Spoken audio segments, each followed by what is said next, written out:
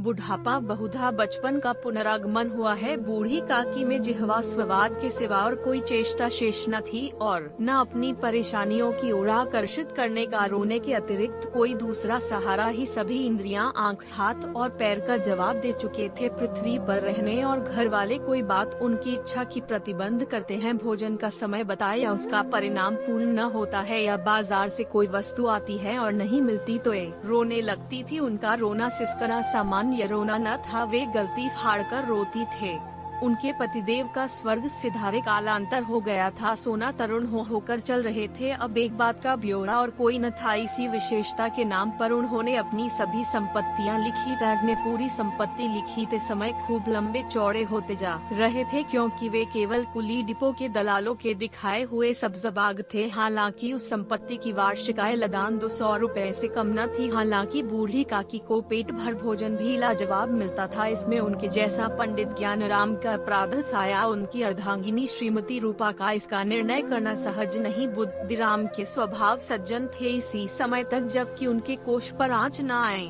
रूपा स्वभाव से तीव्र थी, सही पर ईश्वर से डरती थी, अतएव बूढ़ी काकी को वह बहुत अधिक न खलती थी, उतनी ही बुद्धिराम की भलमनसाहत। बुद्धिराम को कभी कभी अपने अत्याचार का खेद होता था। विचारते कि इसी संपत्ति के कारण मैं इस समय बुरा मानुष बना हूँ। यदि भौतिक क्षति और सूखी सहानुभूति से स्थिति में सुधार हो सकता है, उन्हें कदाचित कोई आपत्तिजनक न, लेकिन विशेष व्यय का भय उनकी सुचेष्टा को रहता है। यहाँ तक कि यदि द्वार पर कोई अशुभ स्थिति होती है और बूढ़ी काकी उस समय अपना राग अलापने लगन तो वह आगे हो जाता है और घर में आकर उन्हें जोर से डांटते। लड़कों में बूढ़ों का स्वभाव स्वाभाविक ही होता है और फिर जब माता पिता का यह रंग दिखता है तो वे बूढ़ी काकी को और सताया करते हैं। कोई चुटकी काटकर भागता, कोई इन पर पानी की कुल्ली कर देता है। काकी चीख मारी रोती, लेकिन यह बात प्रसिद्ध थी कि वह केवल खाने के लिए रोती है, अतएव उनके संताप और अंतर्नाद पर कोई ध्यान नहीं देता था। हाँ, काकी क्रोधातुर बच्चों को गालियां देने वाली तो रूपा पर पहुँचे इस भय से काकी अपनी जिह्वा कृपान का कदाचित ही प्रयोग करती थी। तथापि गुंडागर्दी शांति का यह उपाय रोना से कहीं अधिक संभव था। पूरे परिवार में यदि का किसी का अनुराग था तो वह बुद्धिराम की छोटी लड़की लाडली थी। लाडली अपने दोनों भाइयों के डर से अपने हिस्से की मिठाई चबैना बूढ़ी के पास रखती थी, यही उनका बचाव था। और हालांकि काकी की शरण उनकी लोलुपता के कारण बहुत से लोगों को दे थी, हालांकि भाइयों के अन्याय से सुरक्षा कहीं भी संभव थी, तो बस अनुक्रम इसी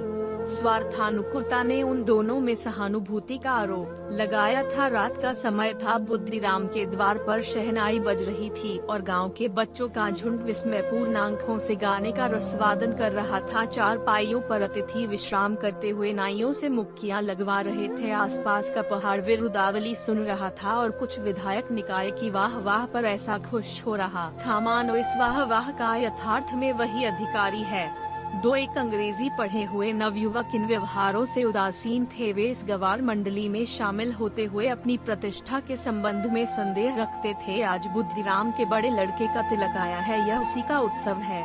घर के अंदर स्त्रियां गा रही थीं और रूप में खाने के लिए व्यस्त थी।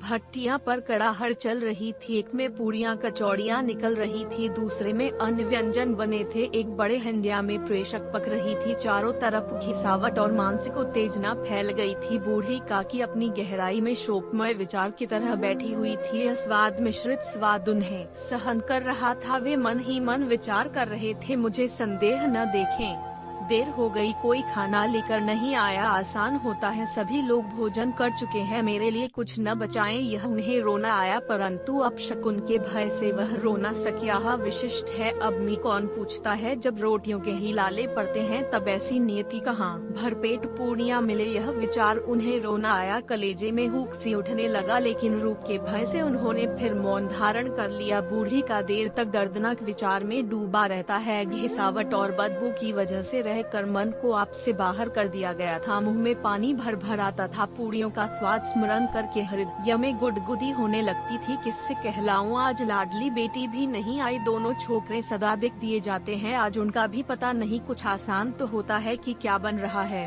बूढ़ी काकी की कल्पना में पूरियों की तस्वीरें नाचने लगी। खूब लाल लाल फूली फूली नर नरम होंगे। रूपा ने भली भांति भोजन किया होगा। कचौड़ियों में और इलायची की महक आ रही होगी। एक पूड़ी मिलती है तो जड़ हाथ में लेकर आती है।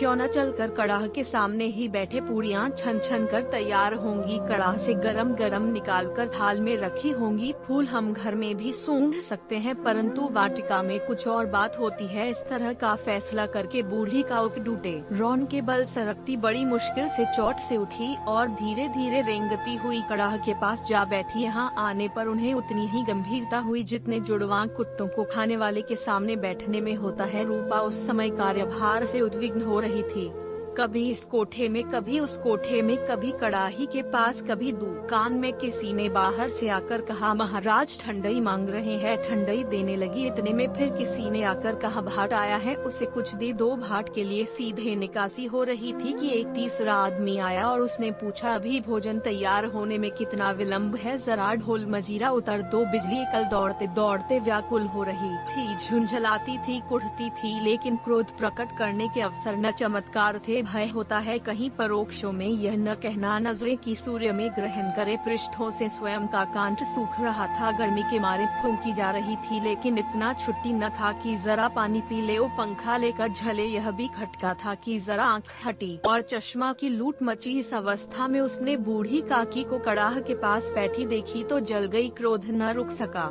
यह भी ध्यान नहीं दे रहा है कि पड़ोस में बैठी है, मन में क्या कहूँ, पुरुषों में लोग सुनेंगे तो क्या कहेंगे। जिस प्रकार मेंढक केंचुए पर झपटता है, उसी प्रकार वह बूढ़ी काकी पर झपटी और उन्हें दोनों हाथों से झटक कर बोली, ऐसे पेट में आग लगे पेट है या घायल। स्थिर स्थिति में क्या दम घुटा था, अभी जमा नहीं खाया, भगवान को भोग नहीं लगा, तब तक गंभीर न हो सका। आने वाली छाती पर सवार हो गई। जल जाए ऐसी जीभ, दिन भर चौपट न होते तो जाने किसकी हांडी में मुँह चमके। गांव देखेगा तो कहेगा कि बुढ़िया भरपेट खाने को नहीं मिलते, तभी तो इस तरह मुँह बाए फिरती है। डायन न मरे न मांझा छोड़े, नाम बेचने पर लगी है, नाक कटवा कर दम लेगी, न जाने कितनी भस्म हो जाती है।